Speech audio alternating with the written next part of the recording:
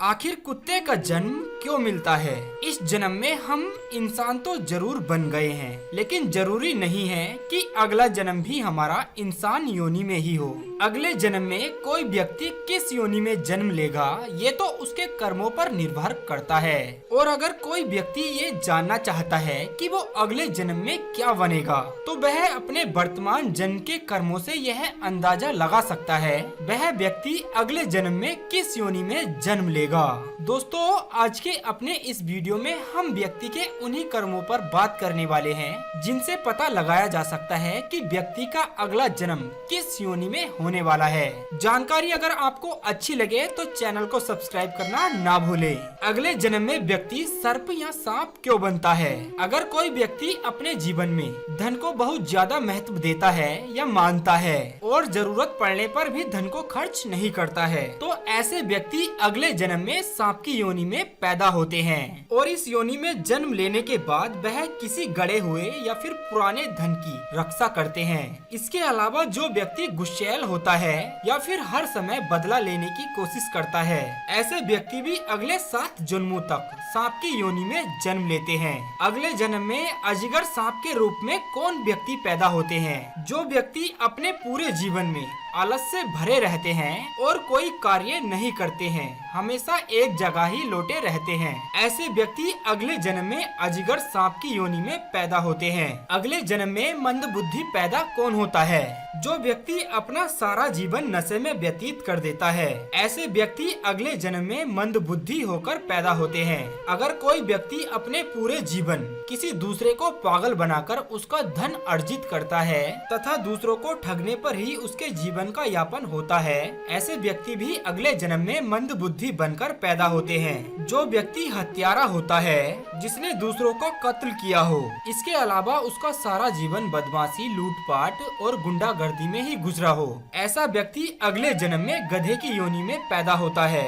और गधे की योनि में जन्म लेने के बाद जीवन भर लात, गुस्सा और डंडे की मार सहनी पड़ती है। उस गधे का मालिक वही होता है जिसका उसने पिछले जन्म में कत्ल किया था। जो व्यक्ति दूसरों के घरों में होने वाली घटनाओं और उनके घरों में होने वाली बातों पर ध्यान देते हैं, दूसरों के घर में ताक झांक करते हैं, ऐसे व्यक्ति अगले जन्म में छछूंदर बनते हैं। जो व्यक्ति दूसरों के खेत से अक्सर सब्जियां और अनाज की चोरी करता है, जो व्यक्ति अपने बड़े भाई का अपमान करता है और छोटे भाई की निंदा करता है, ऐसे व्यक्ति अगले जन्म में कोंच चिड़िया बनते हैं। कोंच चिड़िया का जीवन मात्र 10 वर्ष का होता है। जो व्यक्ति अपने जीवन में किसी भी स्त्री का अपमान करता है और बात बात पर उसे परेशान करता है, वह व्यक्ति अपना अगला जन्म भेड़िए की योनि में लेता है और भेड़िया बनने के बाद कुत्ता बनता है तथा कुत्ता बनने के बाद सियार बनता है। इसके अलावा दूसरों का हक छीनकर लेने वाला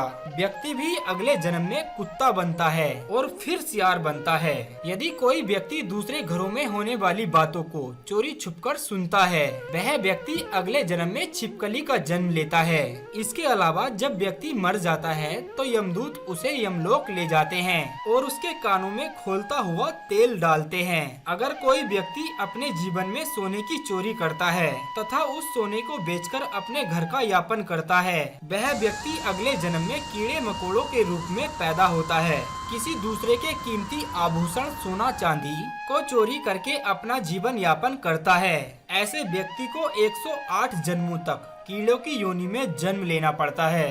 जो व्यक्ति अपने पूर्वजों और पितरों को संतुष्ट करने से पहले ही मर जाता है, वह व्यक्ति अगले 54 जन्मों तक कौवे की योनि में जन्म लेता है और प्रत्येक पितृपक्ष में कौवे के रूप में श्राद्ध का भोजन ग्रहण करके अपने पितरों को पहुंचाता है। इसलिए व्यक्ति को मरने से पहले अपने पूर्वजों को संतुष्ट कर लेना चाहिए और संभव हो सके तो उसे भागवत का पाठ भी जरूर कराना चाहिए। अगर कोई व्यक्ति अपनी बहन का हक छीनता है और उसे अपमानित करता है, ऐसे व्यक्ति अगले जन्म में बिल्ली की योनि प्राप्त करते हैं और उनके हक का भोजन कोई और छीनकर खाता है। अगर कोई व्यक्ति दूसरे का पैसा लूटता है, तब उसके मरने पर यमदूत उसे रस्सी से बांधकर 127 वर्षों तक उसे पीटते रहते हैं। फिर उन्हें 108 जन्मों तक मच्छर का जन्म लेना पड़ता है। जो व्यक्ति दूसरे की स्त्री का हरण करता है या फिर उसका शोषण करता है, उसे सैकड़ों वर्षों तक तक नर्क भोगना पड़ता है।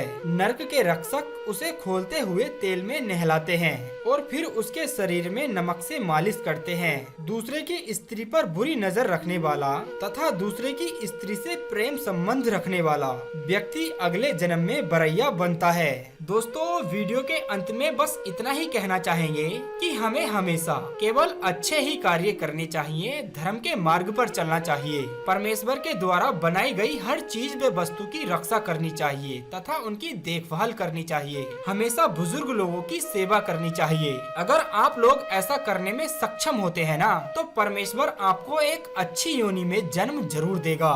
तो फिर मिलेंगे दोस्तों अगले एक और ऐसे ही वीडियो के साथ।